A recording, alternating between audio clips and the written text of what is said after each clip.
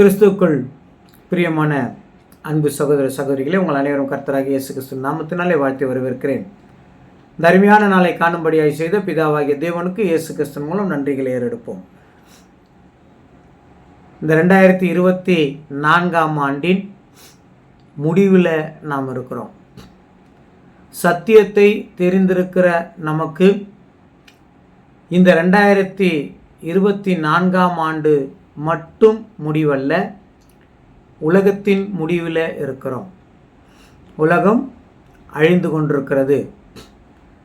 ஒரு பக்கம் லிட்ரலாகவே உலகம் கொஞ்சம் கொஞ்சமாக மாற்றங்கள் கண்டு வருகிறது. இன்னொரு பக்கம் மனுக்குலம் தான் மனிதன் என்கின்ற தன்மையை இழந்து வருகிறான். தேவன் படைத்த அந்த செம்மையான மனிதன் நாளுக்கு நாள் தன் உபாய தந்திரங்களினால் நிரம்பி தேவனை விட்டு, தேவனுடைய குணங்களை விட்டு, தேவனுடைய அருமையான குணங்களை விட்டு மனுஷன் மாறி வருகிறான். ஒரு பக்கம் மனித சாயலினால் உருவாக்கப்பட்ட தேவ சாயலால் உருவாக்கப்பட்ட மனிதன் மனுஷ சாயலை தரித்து கொண்டு தேவனுடைய மகிமையை இழந்து வருகிறான். இந்த உலகமும் அப்படியே இழந்து வருகிறது. இந்த உலகத்திற்கு 2025 ஆண்டு புது வருடமாக இருக்கலாம். ஆனால் தேவனுக்கு அது கழித்தல் கணக்கு, நமக்கு தான் கூட்டல். தேவனுக்கு கழித்தல். எவ்வளோ சீக்கிரத்தில் உலகம் முடிய போகுது, இன்னும் கொஞ்ச நாள் தான் இருக்குது உலகம் முடியறதுக்குன்னு தேவன் கணக்கு பண்ணுறாரு. நாம் என்ன பண்ணிகிட்ருக்கோம்? உலகம் இன்னும் கண்டினியூ ஆக போகுது. அதனால் வருஷந்தோறும் ஆசீர்வாத கூட்டங்கள், அது விசேஷமாக இந்த ஆண்டிலே அப்படின்னு சொல்லி நாம் சில மனக்கோட்டைகளை கட்டி வருகிறோம். வருஷம் மனக்கோட்டை கட்டுறோம். அதில் சிலருக்கு நிறைவேறுது, சிலருக்கு நிறைவேறுது இல்லை. அதனால் நாம் ஒரு விஷயத்தை நிதானமாய் புரிந்து கொள்ள வேண்டும். உலகம் அழிய தொடங்கியிருக்கிறது. உலகம் அழிவை நோக்கி போய்கொண்டிருக்கிறது அல்லது அழிய தொடங்கியிருக்கிறது. இயேசு கிறிஸ்துவனுடைய வருகை மிக சமீபமாக இருக்கிறது. அதற்கான ஆயத்த பணிகள் பூமியிலே நிறைவேறி கொண்டிருக்கிறது. இதெல்லாம் நான் உங்களுக்கு நிறைய சப்ஜெக்டில் நான் சொல்லிட்டேன். அது ப்ரூஃபோடு சொல்லியிருக்கிறேன், பைபிள் வசனத்தோடு நான் உங்களுக்கு இதெல்லாம் சொல்லியிருக்கிறேன். அதனால் உலகம் முடிவை நோக்கி போய்கொண்டிருக்கிறது. உலகத்தில் நடக்கிற சம்பவங்கள், 3வது உலகப் போருக்கு இந்த பூமி ஆயத்தமாய் கொண்டிருக்கிறது என்று உலக வல்லுநர்கள் கூறிக்கொண்டிருக்கிறார்கள். அது ரொம்ப ஆயத்தமாக இருக்குது. இஸ்ரேல் நடக்கிற பிரச்சனைகளை நாம் ஒன்றொன்றாக பார்க்கும்போது அப்படிப்பட்ட சூழ்நிலைகள் உருவாகி கொண்டிருக்கிறதாக உலக வல்லுநர்கள் கூறிக்கொண்டிருக்கிறார்கள். ஆனால் நாம் தெளிவாக பார்க்கிறோம். யுத்தங்கள் செய்யும் கேள்விப்படுவீர்கள், கேள்விப்பட்டுருக்கிறோம். நிறைய நாடுகள் யுத்தங்கள் தொடங்கியாச்சு. இந்தியாவிலே எடுத்துக்க, இந்தியா பாகிஸ்தான் யுத்தம் நடக்குது, இந்தியா சீனா யுத்தம் நடந்துட்டு இருக்குது. நம்மளுக்கு ரொம்ப லாங்காக இருக்கிறனால நமக்கு தெரியல. அந்த மிலிட்ரியில் இருக்கிறவங்க கேட்டு பாருங்க, யுத்தம் நடந்துட்டு தான் இருக்குது. அங்கே சின்ன சின்னதாக யுத்தங்கள் நடந்துட்டு தான் இருக்குது. ஆங்காங்கே பூகம்பம் அதுவும் நடந்துட்டு தான் இருக்குது. வரலாற்று செய்திகளை பாருங்கள், இல்லைங்களா? வரலாற்றில் இருக்கிற செய்திகள், அங்கங்கே சில இடங்களில் பூகம்பங்கள். இப்போ கூட ஐஸ்லாண்ட் என்ற பகுதியில் எரிமலை வெடித்திருக்கிறது. இப்படி பல பிரச்சனைகள் நடந்து கொண்டு தான் இருக்கிறது. சமீப காலத்தில் ஒரு வீடியோ கிளிப் வந்தது. அதில் கூட சென்னை பட்டணத்தில் ஸ்பெஷலாக, வேற எங்கே எனக்கு தெரியல, சென்னை பட்டணம் கிட்டத்தட்ட ஒரு 10லேருந்து 15 கிலோமீட்டர் கடலுக்குள் போகும் அபாயம் இருப்பதாக அந்த செய்தி வந்து கொண்டிருக்கிறது. இதெல்லாம் நாம் விளையாட்டாக எடுத்துக்கொள்ள முடியாது. நிலப்பரப்பிலே கடலில் முழுகும் என்றால் கடல் இல்லாத பகுதி பூகம்பம் வரும். ஏதோ ஒன்று வந்து தானே ஆகணும். ஆனால் நாம் நிரந்தரமாக வாழப்போவதில்லை. நாம் இதுக்காக தேவன்கிட்ட ஜபிக்கவும் முடியாது. தேவனே, இதெல்லாம் அழியக்கூடாதுப்பா, இதெல்லாம் வரக்கூடாது, நீங்கள் சமாதானம் அவங்க தேவன்கிட்ட ஜபிக்க முடியுமானா முடியாது. ஏன்னா அவருடைய சித்தம் உலகம் முடிவுக்கு வரணும், தன் மகனை அனுப்பணும். நாம் அப்படியே ஜெபம் பண்ணி தேவனை சரி சரின்னு விட்டுட்டா அவர் மகன் எப்போ தான் வருவார்? அந்த நியாயமான நியாயாதிபதியின் ஆட்சி காலம் எப்போ தான் நடக்க போகுது? ஆனால் தேவன் சித்தத்துக்கு விட்டு தான் நாம் ஜெபிக்கணும். உம்முடைய கோபத்தின் நாட்கள் வந்திருக்கிறது. அந்த கோபத்தின் நாட்களை நாங்கள் மாட்டக்கூடாது. மற்றவர்களும் மாட்டாமல் இருக்கிறதுக்கு அவர் கண்களை திறந்துடலாம். அவர் திறக்க முடியல, நம்ம ஒன்றும் பண்ண முடியாது. அதுக்கு தான் நம்மளை நியமிச்சிருக்கிறார். அவர்கள் கண்களை திறந்து விடுறதுக்கு வேலையை தான் நம்ம செய்ய தேவன் அழைத்திருக்கிறார். அவங்க கண்களை திறந்து விடணும், அவங்களும் தப்பிக்கணும், அந்த பேழைக்குள்ளே அவங்களும் அடைக்கலம் ஆகணும். அதுக்கு தான். ஆனால் அவங்க அதெல்லாம் எங்கேருந்து மழை வரும்னு ஆதி காலத்தில் சொன்னது போல், மழைன்னா என்னன்னு தெரியாத காலத்தில் பேழையை ஆயத்தப்படுத்தி கொண்டிருக்கிற காலத்தில் சொன்னது போல் ஒரு வேலையை அவர்கள் சொல்லுவார்களே, ஆனால் நாம் ஒன்றும் பண்ண முடியாது. ஏன்னா தேவன் நம்மளுக்கு சத்தியத்தை கொடுத்து மற்றவர்களுக்கு சொல்கிறார். கேட்பது கேட்காது அவங்க இஷ்டம். அது தேவன் கரங்களில் இருக்கிற காரியங்கள். இப்படி மகா கோபத்தின் நாட்கள் ஒரு பக்கம், இயேசு கிறிஸ்துவின் வருகை, அவருடைய ஆட்சி காலம் ஒரு பக்கம். அப்போ மகா கோபத்தின் நாட்கள் முடிந்த பிறகு இயேசு கிறிஸ்துவனுடைய ஆட்சி காலம் ஆரம்பமாகும். இந்த இயேசு கிறிஸ்துவனுடைய ஆட்சி காலத்தில் ராஜாக்களும் ஆசாரியர்களுமாக இருப்பதற்காக தேவன் நம்மை தேர்ந்தெடுத்திருக்கிறார். அதான் சொல்கிறாங்க, நீங்கள் முதன்மையானவர்கள் அப்படின்னு சொல்கிறாங்க தேவன் நம்மளை நீங்கள் முக்கியமானவங்க. அதனால தான் உங்களுக்கு சத்தியத்தை கொடுத்து உங்களை செலக்ட் பண்ணியிருக்கிறேன். அதனால தான் நீங்கள் ஜெபிக்கும் போதெல்லாம் உங்கள் ஜெபத்தை கேட்டு பதில் தர்றேன். நீங்கள் ஜெபத்தை கேட்டு பதில் கொடுக்கறதுக்காக ஜெபமே பண்ணிட்டு இருக்காதீங்க. அதாவது தேவைகளே கேட்டுட்டு இருக்காதீங்க. முக்கியமான தேவை, அவருடைய ராஜ்யத்தில் போகிறதுக்கு நான் என்ன சீர் பொருந்த வேண்டும் அதை கேளுங்க என்று தேவன் நம்மை பல முறையிலே எச்சரித்து கொண்டு வருகிறார் என்றதாக நாம் பார்க்கிறோம். ரொம்ப முக்கியமானவர்கள். அதான் ரோமர் 6ஆம் அதிகாரம் 22வது வசனத்தில் சொல்லும்போது, ரோமர் 6ஆம் அதிகாரம் 22வது வசனம், இப்பொழுது நீங்கள் பாவத்தினின்று விடுதலையாக்கப்பட்டு தேவனுக்கு அடிமைகள் ஆனதினால் பரிசுத்தமாகுதல் உங்களுக்கு கிடைக்கும் பலன் முடிவோ நித்திய ஜீவன். இப்போ யாருக்கு அடிமைகள் ஆயிட்டாங்க? தேவனுக்கு அடிமைகள். இப்போ நம்ம அடிமைகளாக இருக்கிறோம். நம்ம கிரயத்திற்கு கொல்லப்பட்டிருக்கிறோம். கிரயம் என்னங்க? நம்மளை மீட்டிருக்கிறார், பணம் கொடுத்து வாங்கியிருக்கிறார், பணம் கொடுத்து நம்மளை மீட்டிருக்கிறார். கிரயத்திற்கு கொல்லப்பட்டிருக்கிறோம். அப்போ நாம் அடிமைகள், அதை மறந்துடக்கூடாது. நாம் அடிமைகள். ஏன் அடிமைகள் சொல்கிறாங்க? நம் பிள்ளைகள் தானே. ஒரு கேள்வி வருது இல்லையா? நாம் பிள்ளைகள் தானே, நம்மளை எப்படி அடிமைகள்னு சொல்ல முடியும் அப்படின்னா, பைபிளில் சில விஷயங்களை புரிய வைக்கிறதுக்காக பைபிளில் அந்த மாதிரி வார்த்தைகள்லாம் பயன்படுத்தியிருக்கிறாங்க. நம்ம அடிமைகளாக பிள்ளைகளாக இப்போ பார்க்கலாம் இல்லைங்களா? ஆனால் இப்போ நாம் அடிமைகள். யாருக்கு அடிமையாக இருக்கிறதுங்களா? இயேசு கிறிஸ்துக்கு அடிமைகள். 1 கொரிந்தியர் 7ஆம் அதிகாரம் 22, 23. 1 கொரிந்தியர் 7ஆம் அதிகாரம் 22, 23. கர்த்தருக்குள் அழைக்கப்பட்ட அடிமையானவன் கர்த்தருடைய சுயாதீனனாய் இருக்கிறான். அப்படியே அழைக்கப்பட்ட சுயாதீனன் கிறிஸ்துவினுடைய அடிமையா இருக்கிறான். நீங்கள் கிரயத்துக்கு கொல்லப்பட்டீர்கள், மனுஷருக்கு அடிமைகள் ஆகாதிருங்கள். இப்போ யாருக்கு அடிமையா இருக்கிறோம்? இயேசு கிறிஸ்துக்கு அடிமை. இப்போ மனுஷனுக்கு என்ன ஆகாதீங்க, நீங்கள் அடிமையாகாதிருங்கள் அப்படின்றார். மனுஷனுக்கு அடிமை ஆகிடாதீங்க. அது என்ன மனுஷனுக்கு அடிமை அப்படின்னா, பாவத்துக்கு அடிமை ஆகிடாதீங்கன்னு அர்த்தங்க. இதுதான் அதோட அர்த்தம். தேவன் மனுஷன், குமாரன் மனுஷன் வந்தால் இயேசு கிறிஸ்து சத்தியம், அதை விட்டால் மற்றதெல்லாம் அசத்தியம். அப்போ மனுஷன், உலகம் அப்படின்லாம் சொன்னால் அது பாவத்தை குறிக்குதுன்னு அர்த்தம். பாவத்துக்கு அடிமை ஆகிட்டு அந்த பாவத்தை அடிமை ஆகிட்டேன்னு அர்த்தம். அதையே செய்ய தோணும். அது சொல்கிற மாதிரி தான் நம்ம நடப்போம். இப்போ இயேசு கிறிஸ்துவால் நீங்கள் கிரயத்துக்கு கொல்லப்பட்டதுனால இப்போ இயேசு கிறிஸ்துக்கு அடிமையாக இருக்கிறீங்க அப்படின்னா, இப்போ இயேசு கிறிஸ்து சொல்கிற பேச்சை கேட்டு நடங்கன்னு அர்த்தம். புரிஞ்சுச்சிங்களா? இயேசு கிறிஸ்துவனுடைய வார்த்தைகள், அவருடைய பேச்சை நீங்கள் கேட்டு நடங்கள் என்றதுக்கு தான் அடிமைன்னு அர்த்தம். அடிமைன்னா என்ன? தேவன், அதாவது எஜமானுடைய வார்த்தையை கேட்டு அடங்கி நடக்கிறவர்கள் அடிமைகள். அடங்கி நடக்க, அடிமைனா அடங்கி நடக்கிறவர்கள். இப்போ நம்ம இயேசு கிறிஸ்துக்கு அடங்கி நடக்கணுமா? இப்போ நம்ம அடிமை தானே. அப்போ அவருடைய வார்த்தையின்படி தானே நடக்கணும். அப்போ நம்ம அடிமை தானே. அதைத்தான் அங்கே சொல்கிறாங்க. அந்த அடிமைகள் தான் தேவனுடைய பிள்ளைகள்னு அர்த்தம். அதாவது தேவனுடைய வார்த்தைக்கு அடங்கி நடக்கிறவர்கள் தேவனுடைய பிள்ளைகள். அந்த அடங்கி நடத்தலுக்கு தான் அடிமை என்ற வார்த்தையை போட்டுக்கிறாங்க. ஏன்னா அடிமைன்னா தான் புரியும் அந்த காலத்தில். ஏன்னா நிறைய அடிமைகள் அந்த காலத்தில் இருந்தாங்க. இஸ்ரேல்லே அடிமைகளாக இருந்தது. இஸ்ரேல் வரலாற்றை எடுத்து பார்த்தா அவங்க வாழ்ந்த காலங்களில் அதிகப்படியாக யாரோ ஒரு ராஜா கிட்ட அடிமைகளாக தான் இருந்தாங்களா. இன்றைக்கி இஸ்ரேல் தேசமாக இருக்குது இல்லையா, அவங்களுடைய வரலாற்றில். அது நான் சொல்கிறது வரலாறு, பைபிள் இல்லை, வரலாற்றிலே சொல்கிறாங்க.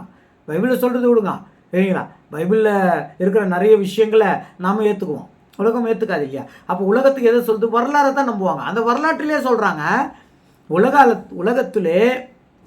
உலகத்தில் இருக்கிற மக்களில் இன்னொருத்தர்கிட்ட அதிகமாக அடிமையாக இருந்தவர்கள் அப்படின்ற ஒரு நாடை எடுத்தால் அது இஸ்ரேல் தேசம்தாங்க. நம்மளுக்கே தெரியும், பாபிலோன்கிட்ட அடிமையாக இருந்தாங்க, நேபுகத்நேசர்கிட்ட அடிமையாக இருந்தாங்க, அப்படி நிறைய அடிமைகளாக அவர்கள் அங்கே வாழ்ந்தார்கள், அப்படி தான் இருந்தாங்க அப்படின்னு நம்மளுக்கு நல்லா தெரியும். ஆனால் நம்மளை சொல்லும்போது நீங்கள் கிறிஸ்துவுக்கு அடிமைகள் ஆகிட்டீங்க, அப்போ அவர் வார்த்தையின்படி தான் நம்ம கேட்டு நடக்கணும். அடிமைகள்னா பேச்சை கேட்டு நடக்கிறவர்கள், அடங்கி நடக்கிறவர்கள், அந்த வார்த்தைக்குள் இருக்கிறவர்கள், அவர்களைத்தான் தேவனு பிள்ளைகள்னு சொல்கிறாங்க. அதுதான் தேவ பிள்ளைகள், அடிமைகள். இப்போ புரியுதுங்களா? அப்போ தேவனுடைய பிள்ளையாக இருக்கிறோம், அவர் வார்த்தைக்கு அடங்கி நடக்கணும். அந்த அடங்கி நடக்கணுன்றதுக்காக அடிமைகள்ன்ற வார்த்தையை சொல்லியிருக்கிறாங்க. ஏன்னா அந்த காலத்தில் இருக்கிறவங்க நமக்கும் புரியணும்னா அந்த அடிமைகள்ன்ற வார்த்தையை போட்டால் புரியும். ஏனென்றால் அவர்கள் அடிமைகளாக இருந்த அனுபவம் அவர்கள் இருக்கிறதுனால அவங்களுக்கு தான் பைபிள் எழுதப்பட்டது. சரிங்களா? அடிமைகள்ன்ற வார்த்தை புரியுறதுக்கு போட்டிருக்காங்க. இப்போ நம்ம காலத்தில் நம்மளுக்கும் அது புரிகிறது என்றதாக பார்க்கணும். அதனால் இதைத்தான் நீங்கள் உங்களுக்கு, அதாவது எப்படி சொல்கிறாங்கன்னா, நீங்கள் உங்களுக்காக வாழலை அப்படின்னு சொல்கிறாங்க.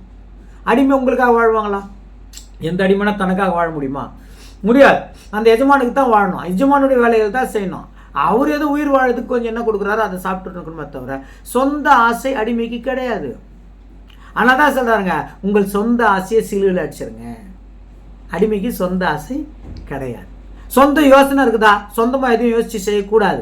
அதனால தான் சிரசேதம் செய்யப்பட்டவர்களாக இருக்கணும், இயேசு கிறிஸ்துவை தலையாய் அணிந்தவர்களாக இருக்கணும். இயேசு கிறிஸ்து தலையாக இருக்கணும், நீ சரீரமாக தான் இருக்கணும். ஏன்னா அடிமைன்னா அப்படித்தான், அவருடைய யோசனை தான் என்ன பண்ணணும், எஜமானுடைய யோசனை தான் செய்யணும். அதுக்கு தான் அவங்களை என்ன பண்ணுறாங்க, அடிமை என்ற வார்த்தையை அவங்க சொல்லிகிட்டே இருக்கிறாங்க. அதனால தான் நீங்கள் சுயமாக எதுவும் சிந்திக்காதீங்க, சுயமாக செய்யாதீங்க. ஏன் சுருக்கமாக சொன்னால், நீங்கள் உங்களுடையவர் இல்லைன்றார். நீங்கள் உங்களுடையவர் இல்லை, நீங்கள் உங்களுக்கு ஆள் கிடையாது அப்படின்னு சொல்கிறார். 1 கொரிந்தியர் 6:19. 1 கொரிந்தியர் 6:19. உங்கள் சரீரமானது நீங்கள் தேவனாலே பெற்றும் உங்களில் தங்கியும் இருக்கிற பரிசுத்த ஆவியினுடைய ஆலயமாய் இருக்கிறது என்றும் நீங்கள் உங்களுடையவர்கள் அல்லவென்றும் அறியீர்களா? நீங்கள் உங்களுடையவர்கள், நீ சுயமா செய்யாத, நீ உன் இஷ்டத்துக்கு செய்யாத. நீ யாருடையவர்? இயேசு கிறிஸ்துடையவர், பிதாவாகிய தேவனுடையவர். அப்போ நீ சொந்தமாக எதுவுமே என்ன பண்ணக்கூடாது, செய்யக்கூடாது, யோசிக்கக்கூடாதுன்னா இன்னைக்கு கிறிஸ்துவமே சுயமாக யோசித்து சுயமாக செய்து சுயமாக நடக்கணும், சுயமாக செய்யணுன்றதுல தான் ஆர்வம் அதிகமாக இருக்குது. இயேசு கிறிஸ்து சொன்னது போல் நடக்கிறதுக்கு இன்னைக்கு கிறிஸ்துவம் முன் வருது ரொம்ப கஷ்டம். நான் நிறைய பேர்கிட்ட கேட்டிருக்கிறேன், ஏற்கனவே கூட உங்களுக்கு சொல்லியிருக்கிறேன். ஒரு கணத்தில் இருந்தால் மறு கணத்தை காட்டு என்று இயேசு கிறிஸ்து சொன்னாரே, அதை செய்வதற்கு நீங்கள் தயார் நிலையில் இருக்கிறீர்கள்னா நிறைய பேரால் முடியல. உங்கள் கோபத்தை சூரியன் மறையதுக்குள்ள விட்டுன்னு சொன்னால் எத்தனையோ ஊழியக்காரங்களால கூட முடியல. இன்னும் கூட சரிங்களா அந்த கிறிஸ்துவ சாயலுக்குள்ளே வர முடியல. இன்னும் அந்த புளிப்பு சரிங்களா, அந்த கசப்பு, இன்னும் வைராக்கியம், இன்னும் என்ன இருக்குது கிறிஸ்துவர்களுக்குள்ள? நிறைய இருக்குது. கிறிஸ்துவம் கொஞ்சம் இருக்குது, மற்றதெல்லாம் நிறைய இருக்குது. அதான் சொன்னாங்களா, மனுஷனுக்கு அடிமையாகிறாதீங்க. மனுஷனுக்கு தான் அதெல்லாம் வருது, கோபம், எரிச்சல், அது இது, ஏமாற்றுறது, பொய் சொல்றது, இதெல்லாம் அங்கே இருக்குது. அந்த மனுஷன் மாதிரி ஆகிடாதீங்க. நீங்கள் தேவசாயல், தேவசாயலுக்கு நம்ம அழைத்திருக்கிறார். அப்போ தேவசாயலை நம்ம என்ன பண்ணோம், மாறணும். அப்போ தேவசாயலாக மாறுறதுக்கு அழைக்கப்பட்டிருக்கிறவர்கள் சொந்த யோசனையில் இருக்கக்கூடாது. நல்லா முடிவு பண்ணுங்க, நான் தேவனுடைய அடிமை. அப்போ தேவனுடைய அடிமையாக இருக்கிறவர்கள் தேவனுக்கு ஏற்ற போல என்ன பண்ணணும், அங்கே இருக்கணும். இயேசு கிறிஸ்துக்கு சீடர் ஆகணும். சீடர் என்ன தெரியுமா? கீழ்ப்படிந்து நடக்கிறவர்கள் அர்த்தங்க. நீங்கள் டிக்ஷனரியில் எடுத்து சீடரை எடுத்து பாருங்கள். சீடர்னா யார்? கீழ்ப்படிந்து நடக்கிறவர். யாருக்கு? குருவுக்கு கீழே இருக்கிறவர்கள், அவருக்கு கீழ்ப்படிந்து நடக்கிறவர்கள். அப்போது நீங்கள் சீடரான அப்புறம் தான் ஞானஸ்தானம் எடுக்கணும். அவசரப்பட்டு ஞானஸ்தானம் எடுக்கணும், தேவனுக்கே கீழ்ப்படுறதில்லை. ஏதோ கிறிஸ்துவர் ஆகிட்ட வா, கிறிஸ்துவர் ஆகிட்டியா, வா வா வா வா, தண்ணியில் முழுகி இருந்தாங்க, எடுத்து போட்டு நிற்க வச்சு காய வச்சுறாங்க, அவ்வளோதான். அதனால தான் யாருமே கிறிஸ்துவ தன்மை நிறைய பேர்கிட்ட இருக்கவே பார்க்கவே முடியல, இல்லவே இல்லை. ஆனால் சத்தியத்தை அறிகிற அறிவை அடைந்த பிறகு ஓகே, இப்போ நான் இயேசு கிறிஸ்துக்கு சீடர் ஆகணும்னு போனால் அவங்க கரெக்டாக இருப்பாங்க. அப்படித்தான் வரணும். நம்மள என்ன பண்ணணும்? நிறைய மாற்றிக்கணும். சிறை சேதம் செய்யப்பட்ட சொந்த யோசனை இருக்கக்கூடாது. தேவனை மகிமைப்படுத்தணும். தேவனுக்கு தான் எதை செஞ்சாலும் தேவன் ஞாபகம் மகிமைப்படட்டும். தேவனுக்கு தான். நீங்கள் நல்ல ஒரு வேலை செய்கிறீங்க, ஃபஸ்ட் கிளாஸாக செய்கிறீங்க, நல்லா இருக்குது, ரொம்ப நல்லா செஞ்சுருக்கிறீங்களே, நான் செய்யலைங்க, தேவன் தான். ஏன்னா ஞானம் இப்போ யார் கொடுக்குறாரு? தேவன் தான் கொடுக்குறாருன்ற அந்த மனசு நாவணும் நம்மளுக்கு வரணும். 1 கொரிந்தியர் 6:20 வாசிங்க, 19 வாசிங்களா? இப்போ 6:20. கிரயத்திற்கு கொல்லப்பட்டீர்களே, ஆகையால் தேவனுக்கு உடைமைகளாகிய உங்கள் சரீரத்தினாலும் உங்கள் ஆவியினாலும் தேவனை மகிமைப்படுத்துங்கள். எப்படிங்க? உங்களுடைய சரீரத்தினாலும் தேவனுக்காக என்ன பண்ணோம்? உழைக்கணும். நம்ம சொந்த வேலையை செய்கிறோம், சரீரம் வீக் ஆகுது, அது இல்லை. தேவனுக்காக வேலை செஞ்சு உங்கள் சரீரம் வீக் ஆகணும், அதை தான் தேவன் மகிமைப்படுத்துறார்.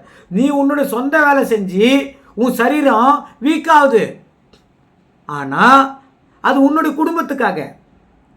ஆனால் எனக்கு வேலை செய்யணும், அந்த குடும்பத்துக்காக செஞ்சுட்டு அதுக்கப்புறம் மீதி இருக்கிற நேரத்தை எனக்கு கொடுக்கணும்.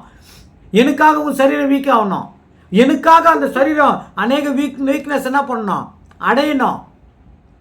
அப்படி அடையிறது தான் தேவனுக்கு எப்படி இருக்குதுங்க?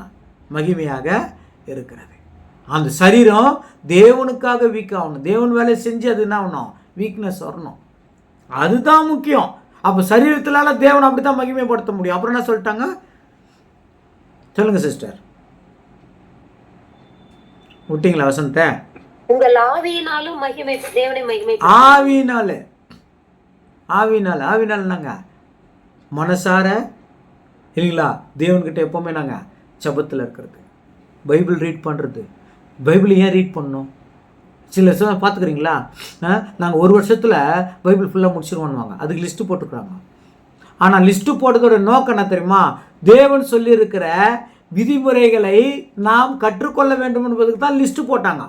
நாம் அதை விட்டுட்டு பைபிள் படிக்கிறதுல மும்முரமாகி எல்லாருக்கிட்டையும் அவரை பெருமையாக சொல்லிக்கிறோம். நான் 2 வாட்டி முடிச்சிட்டேன், 3 வாட்டி முடிச்சிட்டேன், 10 வாட்டி ஃபுல் பைபிளை படிச்சிட்டேன். ஆனால் 1 வாட்டி பைபிளை படித்தா கூட தேவனுடைய சட்டத்திட்டங்கள் இவ்வளோ இருக்கிறதே, நான் அதை ஃபாலோ பண்ணலையே, அவர் பிள்ளையாக நான் எப்படி இருப்பேன்? ஏன்னா பைபிளை ஃபாலோ பண்ணணும், வசனத்தை ஃபாலோ பண்ணணும், கட்டளைகளை ஃபாலோ பண்ணால் தான் அவர் பிள்ளைகள். சும்மா ஞானஸ்தானம் எடுத்துட்டோம், கிறிஸ்தவர் ஆகிட்டோம், அந்த கிறிஸ்மஸ் வந்து ஜாலியாக கொண்டாடணும், அவங்களாம் பிள்ளைகளாக தேவன் ஏற்றுக்கிறது இல்லை. அது முடியாது. அது மாமிசத்தில். நம்ம ஆவிக்குரியவர்களாக இருக்கோம்னா ஆவிக்குரிய ஆவிக்குரியவர்களாக இருக்கணும். இயேசு பிறந்தார், கிறிஸ்மஸ், ஆவிக்குரிய கிறிஸ்மஸ் உங்களுக்கு இருக்குதா? உங்களுக்குள்ளே இயேசு பிறந்தாரா? ஆமாம். அப்போ இயேசு வளர்றாரா? நீங்கள் இயேசுவை பிரதிபலிக்கிறீங்களா? இயேசு உங்களுக்கு வந்து வெளிப்படுறாரா? 4 பேர் பார்க்கும்போது இயேசு வெளிப்படுத்துகிறாருன்னு சொல்கிறாரா? இல்லை பிசாசை வெளிப்படுத்தி கொண்டிருக்கிறோமா? பிறப்பு அதுதாங்க. அதை விட்டுடுறோம் இல்லைங்களா? அதை விட்டுட்டு உலகப்பிரகமான இது ஒரு அடையாளம், அங்கே போய் பார்த்து அங்கே கொண்டாடுறேன்னு இதெல்லாம் பார்த்துட்டு ஆவிக்குரிய வாழ்க்கைக்கு வரணும். ஓ, எனக்குள்ளேயே இயேசு பிறக்கணும், எனக்குள்ளே இயேசு வளரணும், நான் இயேசு கிறிஸ்துவின் சாயலில் மாறணும்ன்றத அடையாளத்தை விட்டுட்டு மாமிசத்தின் பிரகாரமாக செஞ்சுட்டு அதில் மட்டும் சந்தோஷப்பட்டு போயிட்டே இருப்பாங்க. அன்றைக்கி ஒரு நாள் முடிஞ்சிச்சு, நல்லா கலகலா ரோஸ் குக்கிலாம் சாப்பிட்டா கிறிஸ்துவர், 4 பேர் கொடுத்தா நீங்கள் கிறிஸ்துவர், எக்ஸலண்ட். ஆனால் தான் தேவன் கொண்டாட்டமே வைக்கலைங்க, ஒரு பண்டிகை கூட வைக்கல தெரியுமா? யூதர்களுக்கு பண்டிகை வச்சார், கிறிஸ்துவனுக்கு ஒரு பண்டிகை. ஏன் தெரியுமா? நீ பண்டிகை வச்சா அதுக்கு ரொம்ப முக்கியத்துவம் கொடுத்துட்டு என்ன விட்டுருவேன்னா அவருக்கு தெரியும். ஆனால் பிசாசான அதை கொண்டு வந்துட்டான். இயேசு கிறிஸ்து பிறந்த நாளை கொண்டாடணும் பைபிள் எங்கன்னா இருக்குதா? ஒன்றும் இல்லை. இயேசு கிறிஸ்து பிறந்த நாள் டிசம்பர் 25ன்றதுக்காவது ஆதாரம் இருக்குதா? வரலாற்றுப்படி ஆதாரம் இல்லை, வரலாற்றுலேயே ஆதாரம் இல்லை. ஏன் தேவன் அதை செய்யலை? ஏன் அதை பண்ணலை அப்படின்னா அதுக்கு முக்கியத்துவம் ஆகிடுன்னு அவருக்கு தெரியும். ஆனாலும் பிசாசான அதுக்கு முக்கியத்துவம் கொடுத்துட்டான். ஆவிக்குரிய காரியங்களில் தேவன் என்ன பண்ணணும்? மகிமைப்படுத்தணும். அவருடைய உள்ளம் சந்தோஷப்படணுங்க. எத்தனை நன்மை செஞ்சார் யோசனை பண்ணி பாருங்கள். இந்த ஆண்டு ஃபுல்லாக எத்தனை நன்மை செஞ்சுக்கிறார் உங்களுக்கு? எத்தனை டைமில் உதவி செஞ்சுருக்கிறாரு? இன்னும் அவர்கிட்ட நெருங்குறோமா? ஆவிக்குரிய வாழ்க்கையில் நெருங்குறோமா? எப்போ நெருங்கணும்? ஏதோ பைபிள் வாசிக்கும் போது கொஞ்சம் நேரம், ஆனால் மற்ற டைம் மனசு இனசு எல்லாம் எங்கத்தான் இருக்குது? தேவன்கிட்ட இருக்குதா? நிறைய பேருக்கு சீரியல் கிட்ட இருக்குது, நிறைய பேருக்கு சினிமாவில் இருக்குது, நிறைய பேருக்கு சினிமா பாடல்கள் இருக்குது. நான் சத்தியத்துக்குள்ளே வர வர எனக்கு சினிமா பாட்டு காதில் கட்ட அப்படியே எவ்வளோ அருவருப்பாக இருக்குது தெரியுங்களா? என்னடா இது சினிமா பாட்டாக இருக்குது. சில நேரத்தில் விஷுவல் வேறு ஓடினுக்கும், அதில் பாட்டு மிக்ஸ் பண்ணியிருப்பாங்க. கொஞ்ச நேரம் விஷுவல் பார்த்துருக்கும் போது மைண்ட் அங்கே பாட்டுக்கு போவோம். இந்த பாட்டு அந்த பாட்டு கம்மி பண்ணிட்டு விஷுவலில் மட்டும் ஒரு முக்கியமான விஷயம் ஏதோ ஒன்று இருக்கும். அந்த விஷுவலில் இப்போலாம் என்ன பண்ணிட்டாங்க, சினிமா பாட்டு ஆட் பண்ணுறாங்க. அவ்வளோ கஷ்டமாக இருக்குது. கொஞ்ச நேரம் ஏதாவது பார்த்துட்டு இருந்தோன்னா உடனே மைண்ட் டைவெர்ட் ஆகுது. தேவன்கிட்ட போகணும், தேவன்கிட்ட வரணும், ஜெபம் பண்ணணும், பைபிள் வாசிக்கணும், பைபிளை ஸ்டடி பண்ணணும், பைபிளை தியானிக்கணும். நம்மளுக்கு எவ்வளோ விஷயம் தேவன் கற்றுக் கொடுத்தாரோ அதெல்லாம் இன்னொருத்தருக்கு சொல்லிக் கொடுக்கணும்.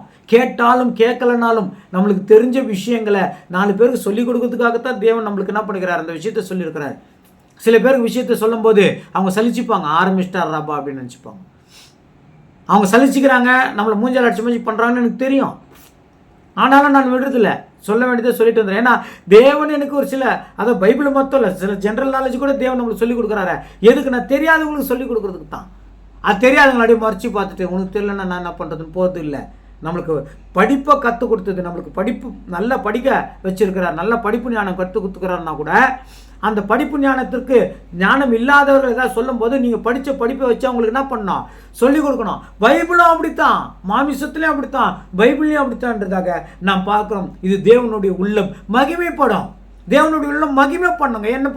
என்னை பார்த்து தேவன் மகிமைப்படணும், தேவன் சந்தோஷப்படணும். அதுதான் நம்மளுக்கு முக்கியம். அதுதான் லைஃபு, அதுதான் வாழ்க்கை. இந்த வாழ்க்கை ஒரு பிரயோஜனமும் இல்லை, இறந்துட்டா ஒரு யூஸும் இல்லை. ஆனால் நான் உயிரோடு இருக்கும்போது தேவனுக்குள்ள எவ்வளோ மகிமையை கொடுக்குறேன், இயேசு கிறிஸ்துக்கு உரியவராக, இயேசு கிறிஸ்துக்குள்ள அடங்கி நான் எவ்வளோ நடக்கிறேன்.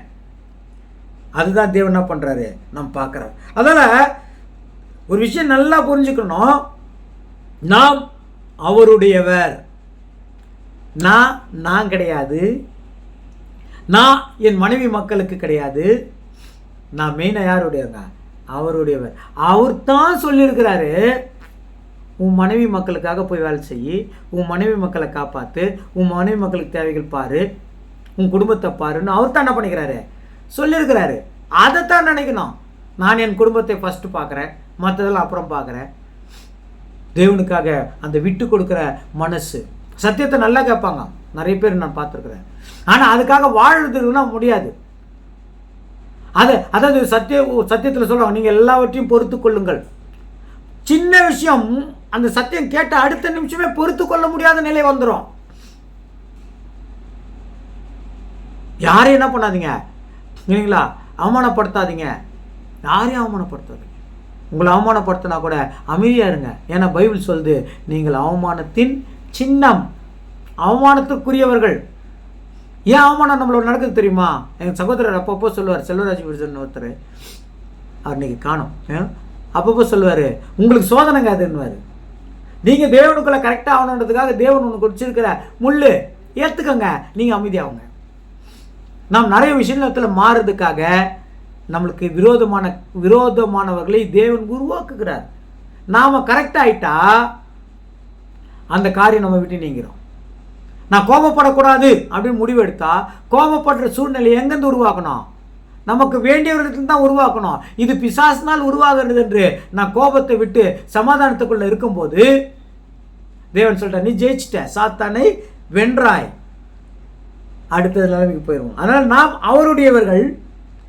இன்னொரு விஷயம் வச்சுக்கணும், நாம் கிரயத்திற்கு கொல்லப்பட்டிருக்கிறோம், மீட்கப்பட்டிருக்கிறோம். நம்மளை ஒருத்தர் தன்னுடைய சொந்த ரத்தத்தினால் நம்ம என்ன பண்ணிருக்கிறாரு, மீட்டிருக்கிறார். இல்லைன்னா பாவத்தில் இருந்திருப்பேன். அவர் மீட்டது எதுக்குங்க, எனக்கு நன்மை செய்யறதுக்காக மீட்டிருக்கிறார். நான் தேவனுடைய அடிமை, நான் தேவனுடைய அடிமை.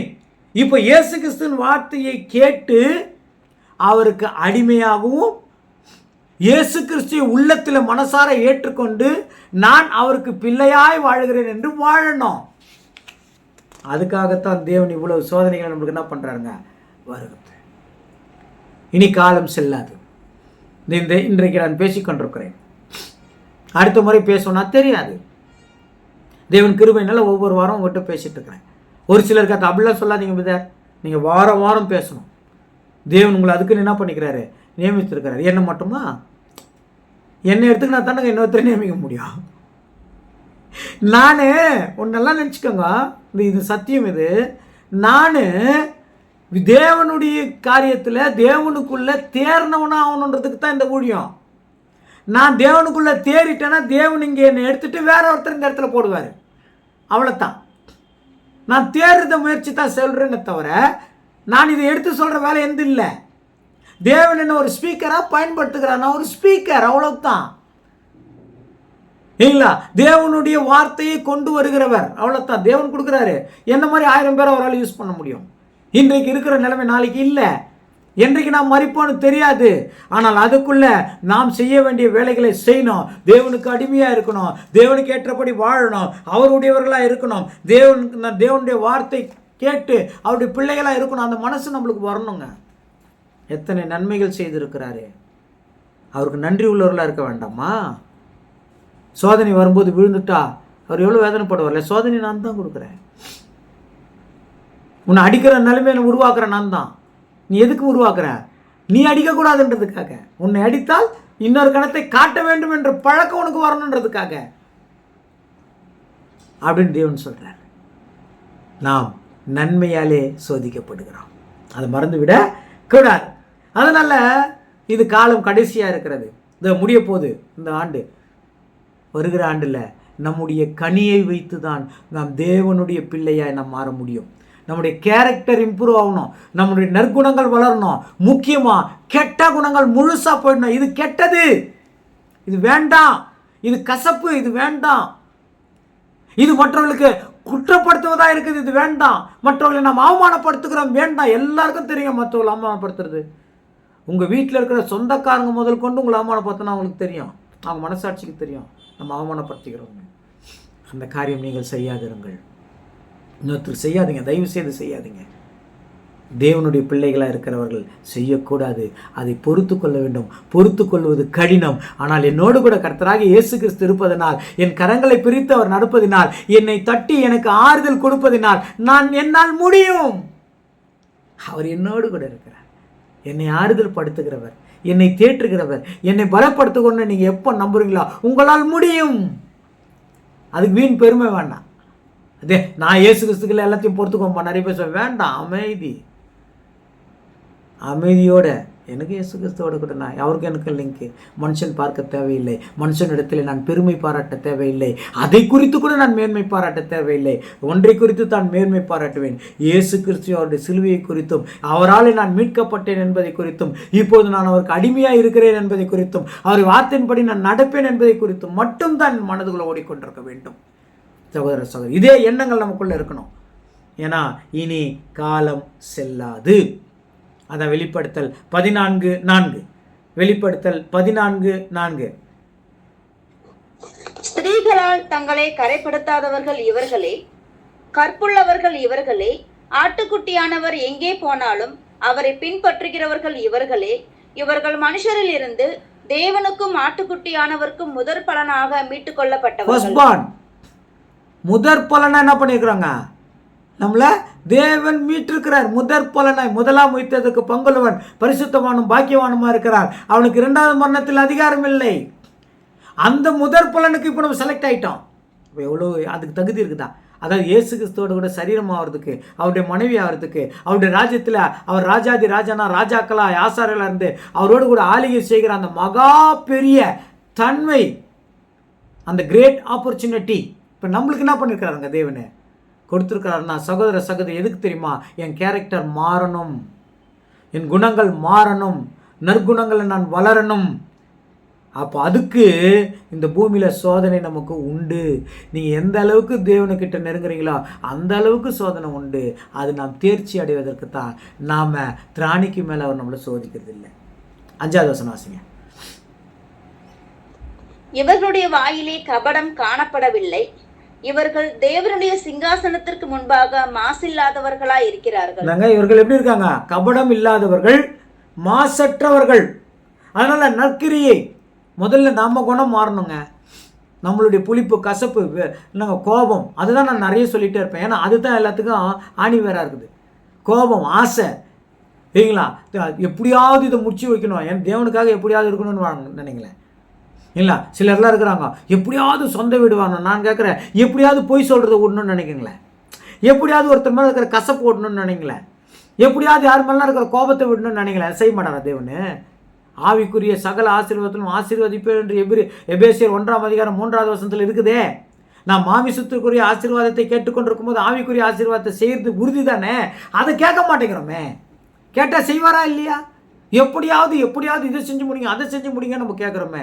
ஏன் தேவன் என்ன நல்ல குணத்தில் வரணும், எனக்கு பிரச்சனை வரும்போது அதை தாங்கிக்கணும், அதை சகிச்சிக்கணும். இதெல்லாம் வருது, நான் இயேசு கிறிஸ்துவனுடைய பிள்ளையாக இருக்கிறதுக்கு, உங்களுடைய அடிமையாக இருக்கிறதுக்குன்னு கேட்கும்போது செய்வார் அல்லவா?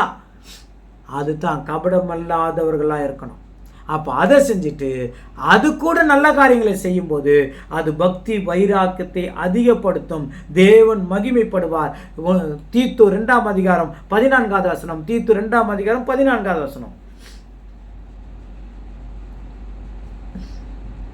அவர் நம் சகல அக்கிரமங்களினின்று மீட்டுக்கொண்டு தமக்குரிய சொந்த ஜனங்களாகவும் நற்கிரிகளை செய்ய பக்தி வைராக்கியம் உள்ளவர்களாகவும் நம்மை சுத்திகரிக்கும்படி நமக்காக தம்மை தாமே ஒப்பு கொடுத்தார். அதுக்காகத்தாங்க இயேசு கிறிஸ்து நமக்காக மரித்தார், நாம சுத்தமாகணும்னு.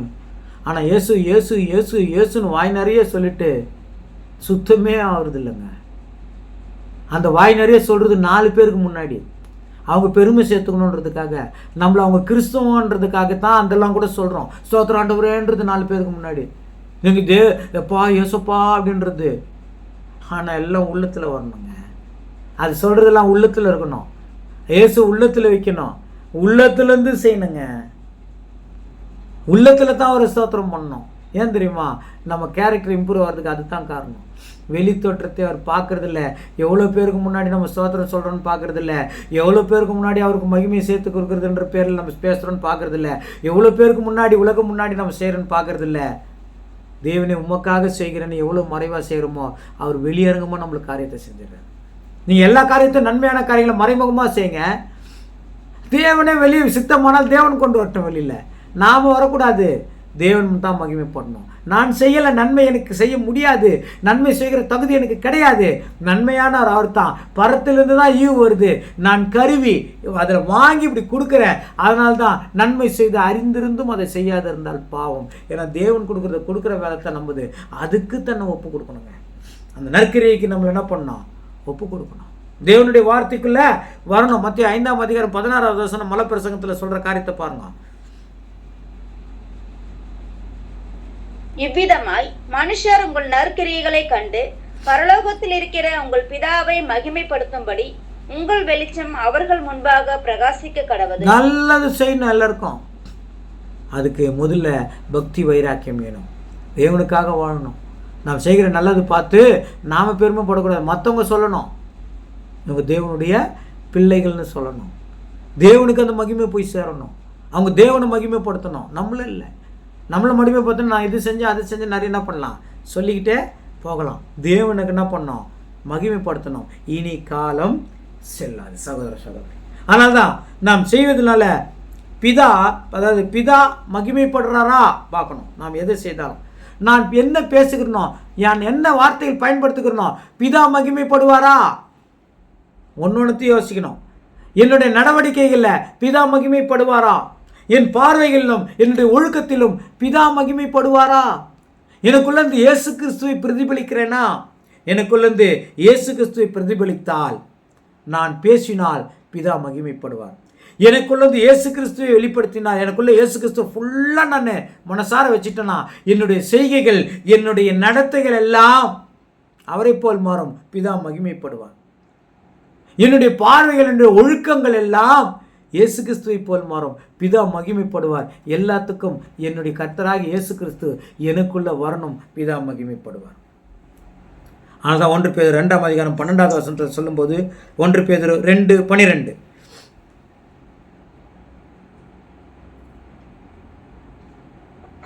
புறஜாதிகள் உங்கள் அக்கிரமக்காரர் என்று விரோதமாய் பேசும் விஷயத்தில் அவர்கள் உங்கள் கிரியைகளை கண்டு அவற்றின் நிமித்தம் சந்திப்பின் நாளிலே தேவனை மகிமைப்படுத்தும்படி நீங்கள் அவர்களுக்குள்ளே நல் நடக்கை உள்ளவர்களாய் நடந்து கொள்ளுங்கள் என்று உங்களுக்கு புத்தி சொல்கிறேன்.